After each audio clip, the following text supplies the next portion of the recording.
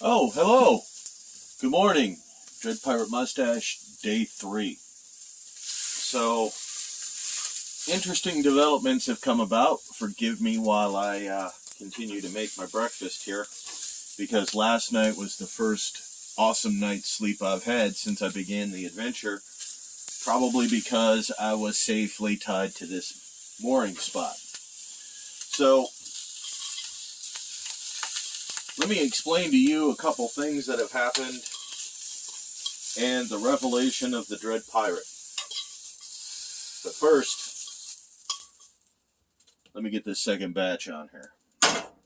So, last night I had a visit. If you remember yesterday, I was telling you about the range guy that stopped me from getting blown up when the Navy was testing their guns. So I was on the phone conferring with a couple friends about concerns and things that I have learned. And he stopped by because he knows the owner of the marina and everything. He stopped by. His wife made me a lovely soup. It was more like a really thick chili, but whatever it was really good.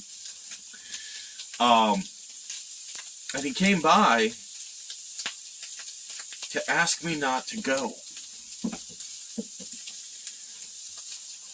Now, I've been having a lot of reservations and a lot of revelations along this journey. A good friend of mine did the math. The reduction of speed to 6 miles an hour increases the travel time by 40%. Instead of a 2-month journey, this is going to take 4+ months to complete. And another thing I've learned, living on the boat at the marina, or I've spent like a week's worth of time on her at a time. You know, you all saw the test footage. That's a lot different than being underway. And increase in travel time, unforeseen circumstances. I got delayed for an hour. What if that happens again? I've only got 5-6 hours of travel time during the day. That gives me a range of 30 miles. That's the added stress. The trip is entirely doable, but the added stress of needing to basically work every day too, it's too much. So I'm taking this day to hang at this marina because the weather's going to hit in the afternoon. That's the stuff from the Chesapeake. So that's going to hit tomorrow afternoon, today in the afternoon. And I'll check in periodically through the day. But as it sits right now, the Dread Pirate is turning around. So I'll talk to you later. Alright, so this is the marina that I'm staying at for today. Before I head back out, this is an awesome little place. So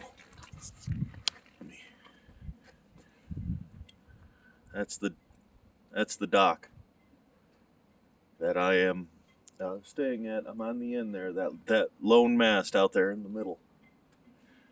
That's the Falcon. So nice little place. Their bathrooms are awesome. A little bit later, I'm going to go out and resupply on the fuel. But I wanted to show you a couple things.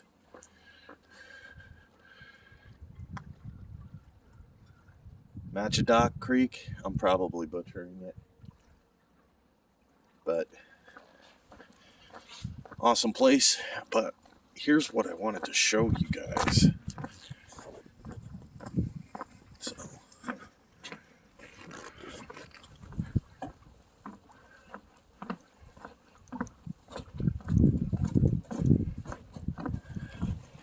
It's really awesome.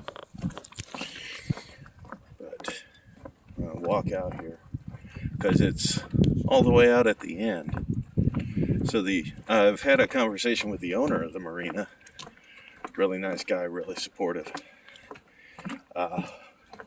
extraordinarily friendly.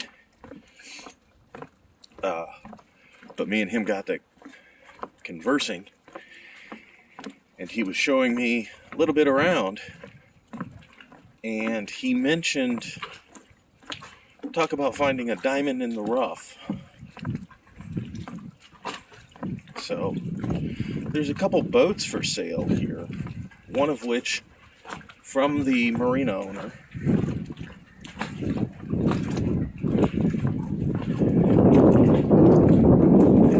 There's this one for sale.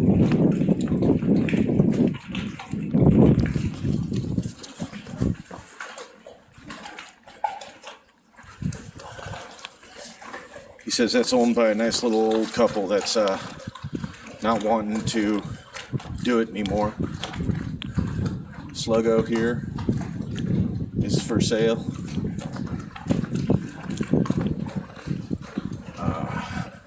But the real one doesn't have a for sale sign on it, so I wouldn't have known, except the owner was talking to me about it.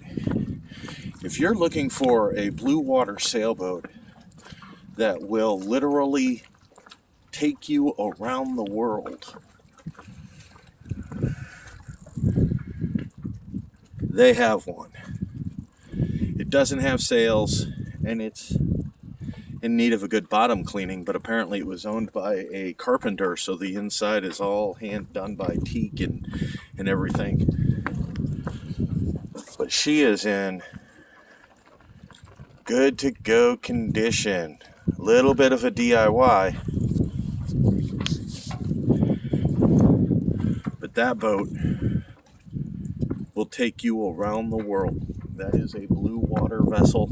She is, I'd have to say, 5 times more stout.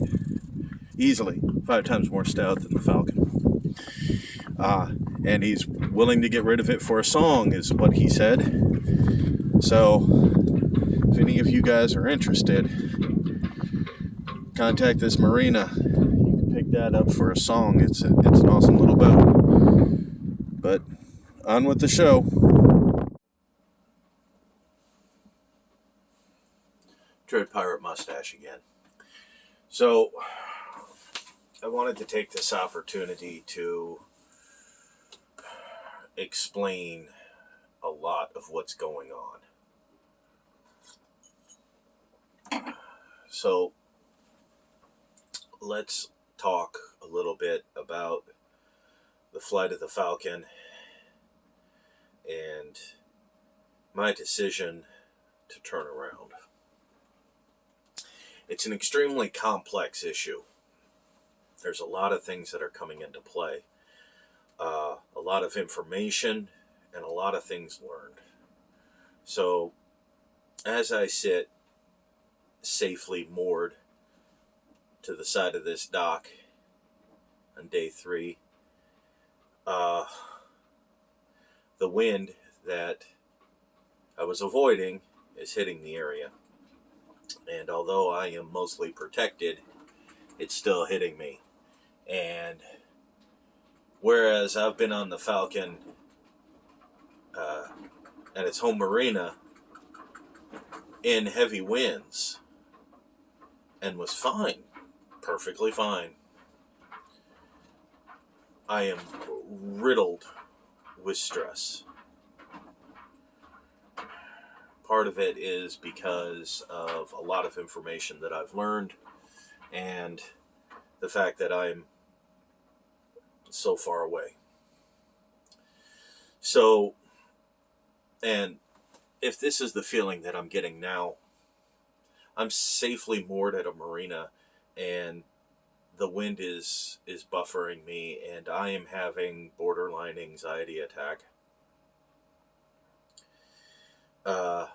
A lot of this comes from my inexperience. A lot of it comes from a sense of dread.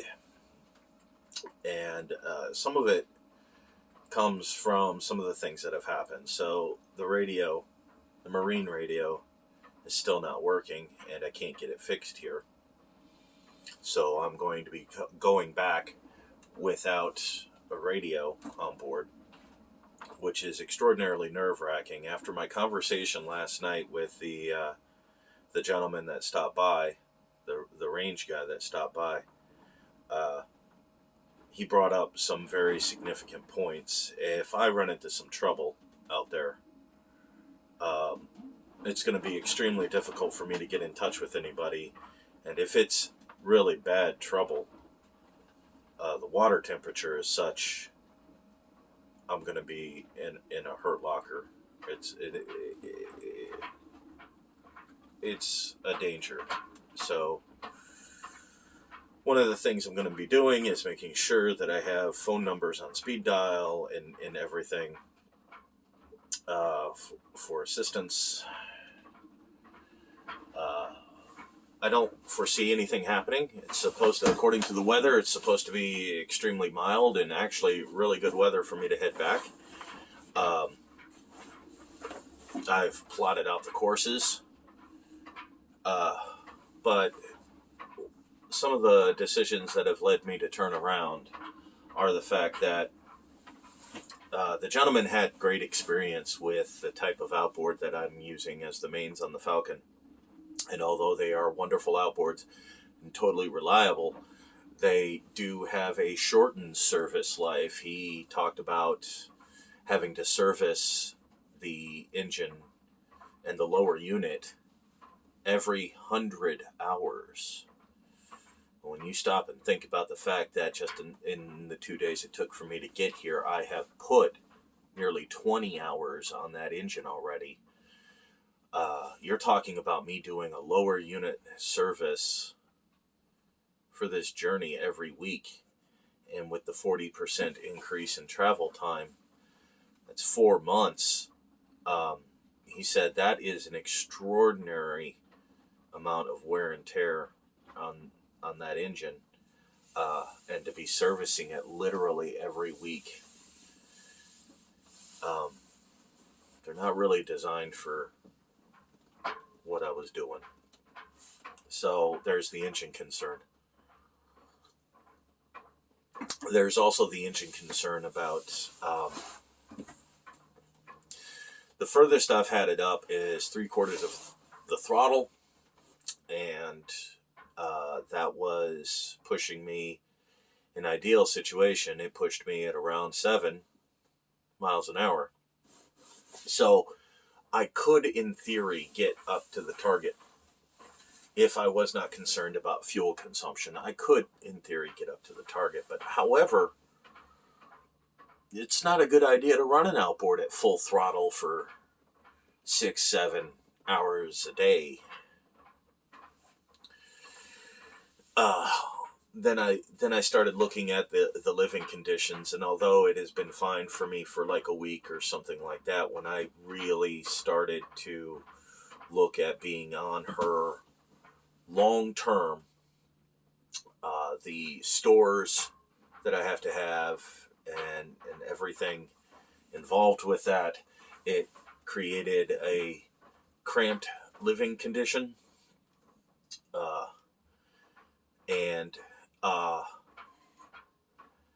it's not easy because I'm a rather tall individual. It's not easy for me to move around now. And the idea of living like that for 2 months was, I could do that. 4 months after having experienced it underway, see, that's the difference, is being underway is a lot different than being at a marina or at a dock. And you may be okay with it for a weekend or something like that, but I was looking to potentially move aboard her and everything. And just because I'm not fully moved in and I'm already cramped for space, if I bring what I had left that I intended to keep, and this is after me downsizing, mind you, I would be dealing with even less space and it being kind of unusable. So, some of the conclusions that I have come to is this trip is not undoable. However, the Falcon in her current state is not conducive to making a trip like that easy. And especially if I was taking it at more of a leisurely pace, yeah, I'd be fine. Another thing he brought up was the time of year that I'm choosing to do this in, although has many merits to it, past the halfway point and everything. Getting to the halfway point is triply hard. He started talking about nor'easters and how the East Coast during the winter funnels air. I would be fighting a wind, possible storms, almost my entire journey down the ICW. And he said, you could do it, but not the way that you have planned. You're not going to be making much time. Your engine is going to be fighting the whole way, and the ICW is not really conducive to sailing. But the interesting point, and this is kind of backed up by the last couple days, the interesting point is just getting to the ICW. The winds that are, I'm in a protective cove and actually protected from the direction that the winds are coming from, and I am getting tossed around. If I had been out on the Potomac during this, I mean, this is the kind of wind that heels boats over without sail. And I would be fighting that because it's coming from the direction that I need to go. And he said this time of year, it is constantly like that. And where I'm at on the Potomac is actually easier to navigate because it's progressively getting wider as I come into the bay. That also works against me because that is more space that the wind is just blowing. There's nothing breaking it at that point. When wind hits open water, it actually starts to accelerate because there's nothing holding it back. And that's where I'm going. So although I'm reaching an area where I'm not white-knuckling the tiller, trying to make sure I'm staying in a navigation channel, he's more like you get a bearing on the next marker and you just kind of point that and you just go. You don't have to worry about anything.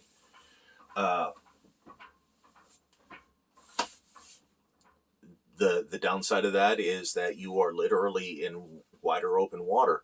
And he said the width of the Potomac, where I was at, which is almost at its narrowest point, is about the width of the ICW. And I was fine up there.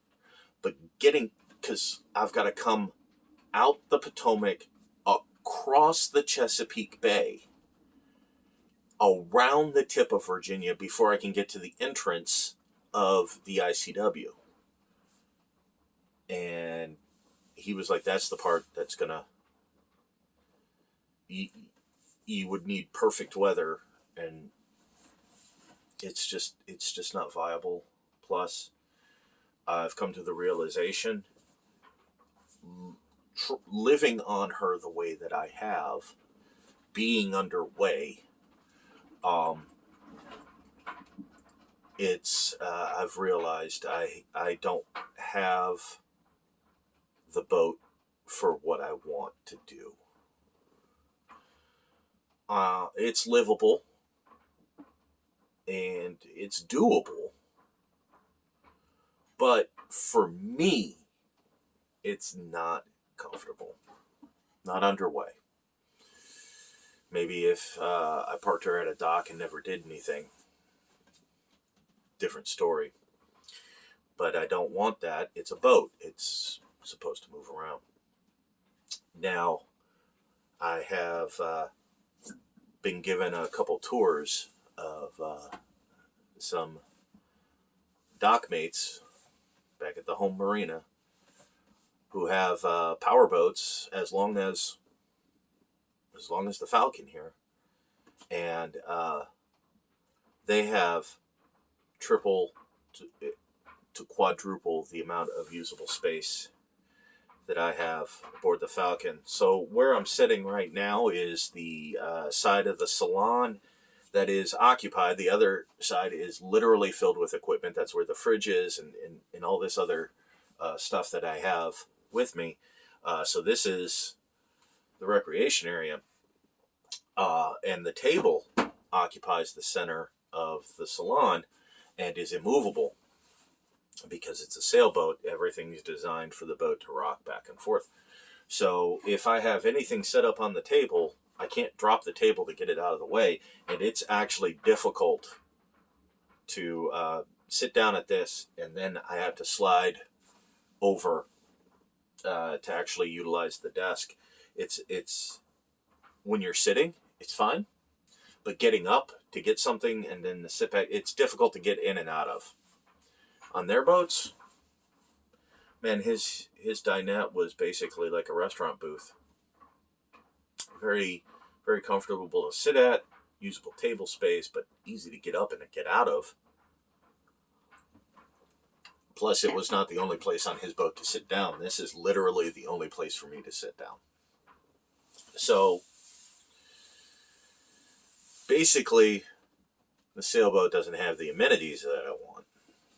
The amenities to make me comfortable. Now, granted, I had chose the sailboat because of the sail and everything, and was kind of like a prepper type mentality with it. However, I have thought about that quite a bit, especially some of the things that I've done here to the Falcon, and realized there are things that I can do to reduce the fuel usage of.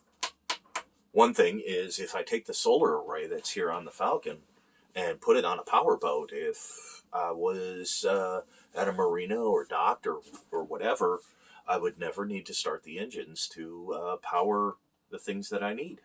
This solar array has proved itself. And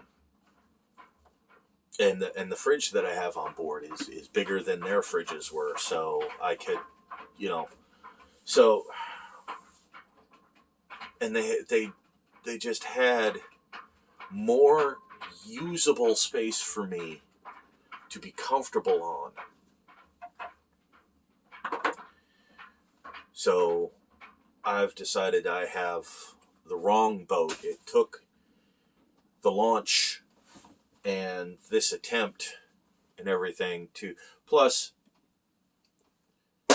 where I am currently located, according to my rough estimates, since I know the path that I took on the nav charts to get here, I was able to roughly approximate distance measurements. Now, in a power boat, it wouldn't be anything at all to hit 10 miles an hour. In fact, that's better. If I could do 10 miles an hour, I could be back at the home port marina in a single day. As it is, it's going to take me, if I really push it tomorrow, it's going to take me a whole day just to get to the marina / anchorage that I'm aiming for. If I can't slip into that marina, I'll anchor. There's a marked anchorage there. And it's also the spot that the gentleman last night was recommending, because he was really recommending it. It's extraordinarily protected. It should be a better experience than day one. But at that point, I mean, I'm only 26-ish miles away from home. Um, and that's me having to like push it. And I'm actually torn right now because it's like, do I cruise the way that I have been cruising, or do I just say to hell with fuel burn rate and go for it? But then again, I don't want to be running the engine at like 3/4 to full throttle for almost 8 hours.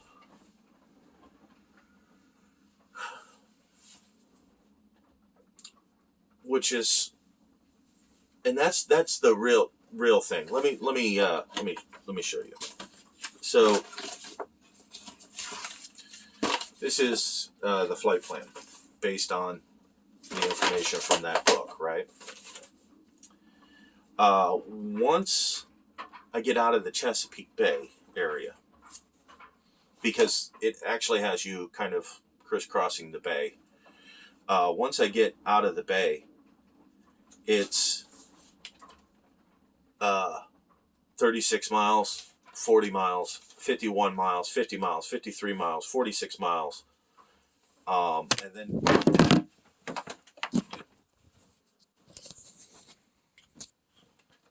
the rubber band came off. I'm going to leave that in. So basically, once you get down to like the Carolinas, it drops to like 35, and then it's right back up. Like I said, the average is 50 miles on these stops, but you know they're like 40 some odd miles between stops. Do the math. If I'm averaging between 5 and 6 miles an hour, that is literally that's like 8 hours of travel, which is almost, at this time of year, almost the entirety of the daylight. I'm sailing into unfamiliar areas, so although I know the marina that I'm heading to, I don't know it, so it's not exactly like I'm pulling straight in and going for it. There's a little bit of a learning curve, so I always allot like extra time for that kind of stuff. And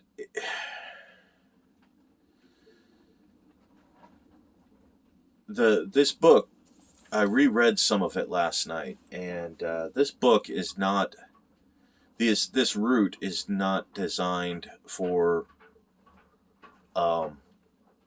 people doing what I was doing. This is designed, you get to a destination and you stay there for a couple days. In fact, I noticed some of the destinations that had shorter jumps were that you jump to the next spot and then you're going to move the next day too. So they are like smaller. They're like 28 and 36 miles between stops, because they know, you know, you'll do the 28, stay there overnight, and then you'll do the 36, and the next stop you'll be there for a week or so. Because that's why the book's so thick, is it includes all this destination information. It's not really meant for someone like me, and I couldn't follow it anyway, because to be honest with you, there's no way that I could keep the pace up of hardcore going for it for 8 hours a day. And here's the thing, something happens like it happened now or yesterday. What if I get delayed? You know? And where I'm at, that's the first range on the Potomac. There's more down the Potomac. So if I had made it through this one, chances are I was going to get caught up on another one. And you can't anchor in those areas for obvious reasons. Who wants to pull a bomb up on their anchor? So I have the wrong boat for what I want to do. it was a difficult realization. I love the Falcon. So I'm heading back. And then I will figure out what to do once I get back. But it was a worthy adventure. It was a worthy attempt. I was shocked at the amount of support and everything everybody was giving me.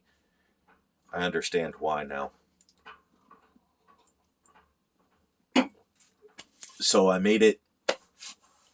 actually made it quite far. According to my calculations here, I made it almost 60 miles, which doesn't sound like a lot, but one of the things that I kind of knew already, but I had never physically experienced, is when you are on water, you can't just go straight, especially with a deep drafted vessel like I have. So I would have to stay in navigation channels and swing these wide arcs through bends instead of cutting over, because I can't go where it's 4 feet. I could, I wouldn't make it through. That's what I got going.